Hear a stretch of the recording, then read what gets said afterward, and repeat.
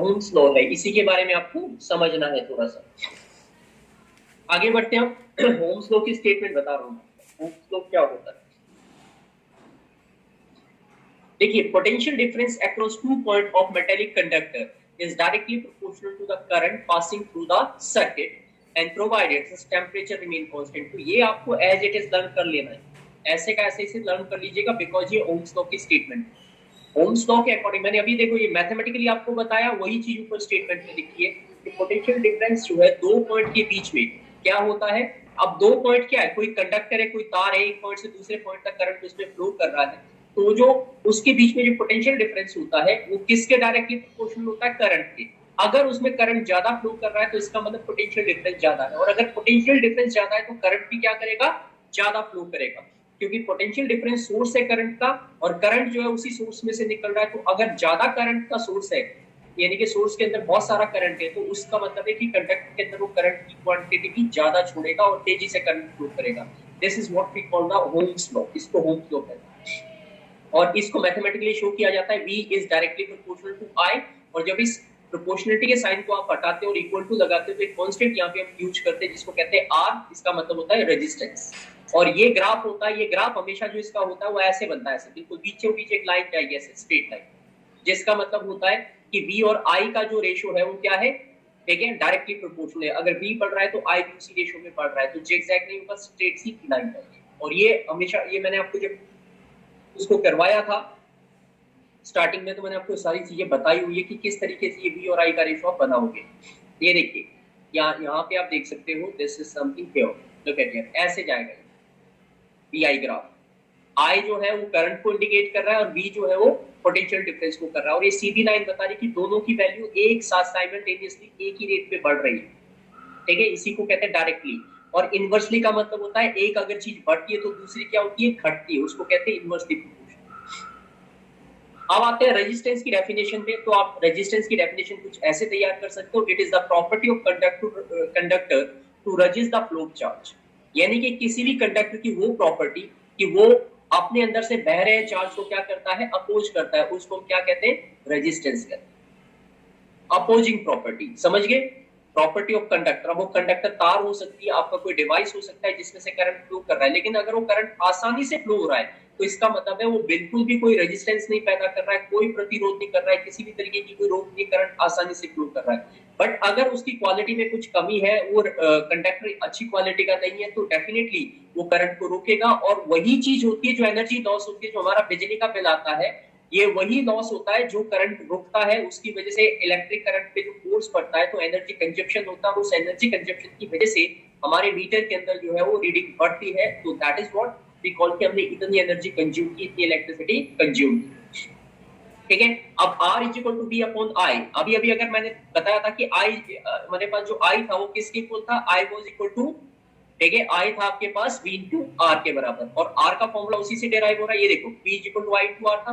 अब अगर R निकालना हो तो आप क्या करोगे, I को अपॉन में लेके जाओ, तो यहाँ से रेजिस्टेंस का फॉर्मूला भी आपको मिल जाएगा। और याद रखिएगा इसका जो ऐसा यूनिट होता है रेजिस्टेंस का, वो होता है ओम, OHM, ये स्पेलिंग है, और इसको डिनोट किया जाता है ओमेगा, यानी कि O जैसा बनाना पड़ता है, अभी आएगा ये रहा। तो ऐसा यूनिट जो होगी आपके पास रेजिस्टेंस की, वो क्या होगी, ओम होगी, ठीक है। और ओम इसलिए होगी क्योंकि एक साइंटिस्ट थे जॉर्ज साइमन ओम, जिन्होंने इस पूरे लॉ को दिया था, उन्हीं के नाम पे इसकी ऐसा यूनिट को लिया गया। एक आता है रियोस्टेट, ऐसा रेजिस्टेंस जिसको हम वेरिएबल रेजिस्टेंस कहते हैं। वेरिएबल रेजिस्टेंस क्या होता है, जैसे हो सकता है आप में से कईयों के घरों में स्टेबलाइजर हो, स्टेबलाइजर से हम इलेक्ट्रिसिटी को कम ज्यादा कर सकते हैं। या मैं तुम्हें सीधा एग्जांपल देता हूँ, सबके घर में पंखे लगे हुए, तो उस पंखे के साथ क्या लगा होता है, रेगुलेटर, रेगुलेटर लगा होता है ना। वो रेगुलेटर क्या करता है, उस रेगुलेटर की टेंडेंसी होती है कि वो, ठीक है, आप करंट जैसे आप उसको कम करोगे तो पंखा स्लो हो जाएगा, और फुल पे करोगे तो पंखा तेज चलने लगेगा। तो कम करने पे क्या कर रहा है, वो करंट को रोक रहा है। तो इस तरीके का रेजिस्टेंस जिसको हम अपने मर्जी से कम या ज्यादा कर सकते हैं, उसको क्या कहा जाता है, रियोस्टेट कहा जाता है। ध्यान रखिएगा इसको, क्या कहेंगे, रियोस्टेट। तो it is an electronic device जो कि करंट को कंट्रोल करने के लिए यूज किया जाता है, और इससे हम अपने रेजिस्टेंस को कम या ज्यादा कर सकते हैं, सर्किट के अंदर बड़ा या घटा सकते हैं।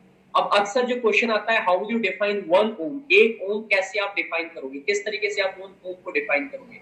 तो ध्यान से देखिए इसको डिफाइन करने का तरीका। अब यहाँ पे पहले यहाँ पे आ जाओ, कुछ बातें बता दूं मैं आपको।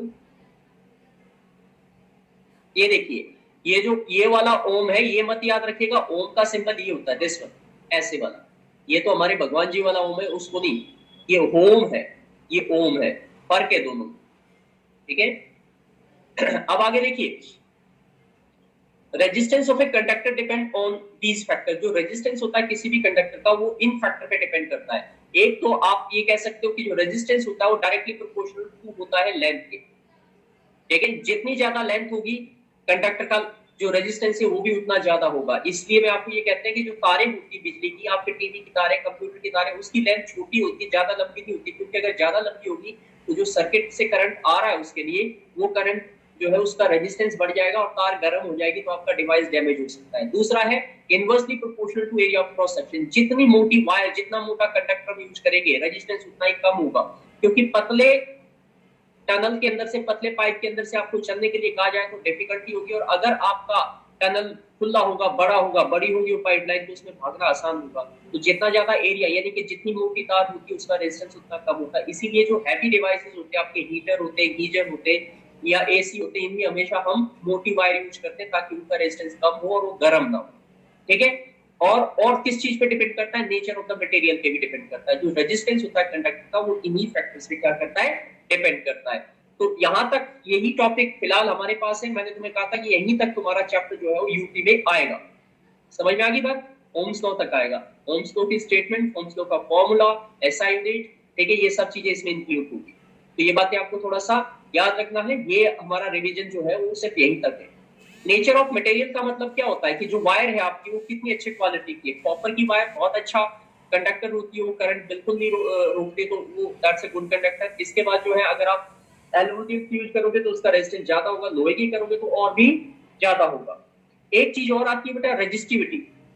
रेजिस्टिविटी जो है वो फंडामेंटल प्रॉपर्टी होती है किसी भी मटेरियल की, जो ये बताती है कि उस मटेरियल में से जब भी करंट फ्लो करेगा तो वो कितना रेजिस्टेंस ऑफर करेगी, और वो कभी चेंज नहीं होती। रेजिस्टेंस तो डिपेंड करता है लेंथ के ऊपर, एरिया क्रॉस सेक्शन के ऊपर, मटेरियल के ऊपर, लेकिन रेजिस्टिविटी सिर्फ एक ही चीज पे डिपेंड करती है, और वो एक चीज क्या होती है? That is the nature of the material. यानी कि जो मटेरियल होता है वो उस एक पर्टिकुलर मटेरियल की जो रेजिस्टिविटी हमेशा सेम रहती है, चाहे आप उसको छोटा लाओ, बड़ा लाओ, कोई फर्क नहीं पड़ता, ठीक है। लेकिन जो रेजिस्टेंस होता है वो मटेरियल के साथ साथ जो है उसकी लेंथ में और एरिया क्रॉस सेक्शन पे भी डिपेंड करता है। तो दिस आर समथिंग, ये चीजें आपको बहुत अच्छे से समझ में आ जानी चाहिए। They are very very important. क्या देखो, अब फॉर्मूला हम जो ओम्स लॉ है उसी से हम रेजिस्टिविटी का फॉर्मूला निकाल सकते हैं। मैंने आपको बताया था कि रेजिस्टेंस डायरेक्टली प्रोपोर्शनल टू होता है लेंथ की। वो अभी हमने प्रॉपर्टी बताई थी, क्या पढ़ी थी कि फैक्टर क्या क्या होते हैं। रेजिस्टेंस किन चीजों पे डिपेंड करता है? तो लेंथ पे करता है। लेंथ ज्यादा होगी, रेजिस्टेंस भी ज्यादा होगा। डायरेक्टली का मतलब होता है एक चीज बढ़ रही है तो दूसरी भी बढ़ रही है, ठीक है। और दूसरा मैंने बताया था कि रेजिस्टेंस इनवर्सली प्रोपोर्शनल टू होता है 1/a, that is called the area of cross section. तो जितना ज्यादा एरिया होगा वायर का, जितना उसका आप कह सकते हो रेडियस बड़ा होगा या डायमीटर बड़ा होगा, समझ लो रेजिस्टेंस जो है वो कम होगा। इन दोनों इक्वेशन को अगर हम एक साथ ले लें, इसको इक्वेशन 1 बना ले, इसको इक्वेशन 2, और इन दोनों इक्वेशन को हम कंबाइन कर ले, तो R इज आप कह सकते हो इनवर्सली प्रोपोर्शनल टू L/A हो जाएगा। और यहाँ पे जो है, जब हम इस प्रोपोर्शनलिटी के साइन को हटाते हैं तो हमेशा एक कांस्टेंट यूज करते हैं। तो यहाँ पे जिस कांस्टेंट का हम यूज करेंगे वो P जैसे सिंबल का है, लेकिन इसको पढ़ते हैं रो, RHO, रो। क्या पढ़ते हैं? रो। ये सारे के सारे ग्रीक लेटर है या फिर लैटिन भाषा के वर्ड्स है जिनका यूज अक्सर हम करते हैं इनमें। तो R इज इक्वल टू होगा रो इंटू L/A, और ये जो रो है ये रेजिस्टिविटी है। अब इस रेजिस्टिविटी का फॉर्मूला अगर आपको निकालना हो तो आपको क्या करना पड़ेगा? ये A यहाँ डिवाइड में अगर आप इधर लाओगे तो R के साथ मल्टीप्लाई में आ जाएगा, L यहाँ ऊपर मल्टीप्लाई में ये इधर आएगा तो अपॉन में आ जाएगा। तो रो क्या बन जाएगा? रो बन जाएगा आपके पास R इंटू A/L। ये फॉर्मूला यहीं से डिराइव हो जाएगा और ये रेजिस्टिविटी का फॉर्मूला आपका बन जाएगा। ये रहा, लुक एट हियर, ये देखिए, ठीक है। ये रो को यहीं रखा, ये A को इधर लेके गए R के साथ, L को अपॉन में ले आए, और अब इसकी एसआई यूनिट हम बना रहे हैं। तो अगर मैं एसआई यूनिट इसकी बनाऊं तो आप ध्यान से देखिए इसकी एसआई यूनिट क्या बन रही है, ठीक है। रेजिस्टेंस की क्या एसआई यूनिट थी? ओम थी। एरिया की क्या होती है? मीटर स्क्वायर होती है। लेंथ की क्या होती है? मीटर। तो मीटर से मीटर स्क्वायर को काट दोगे, 1 m बचेगा।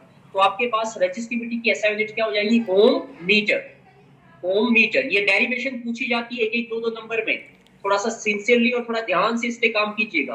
तो यहाँ रेजिस्टिविटी तक मैंने आपको समझाने की कोशिश की है और यहाँ पे हम इसको चैप्टर को यहाँ पे खत्म कर दूंगा। मैं लास्ट टॉपिक करवा रहा हूँ इसका, ठीक है।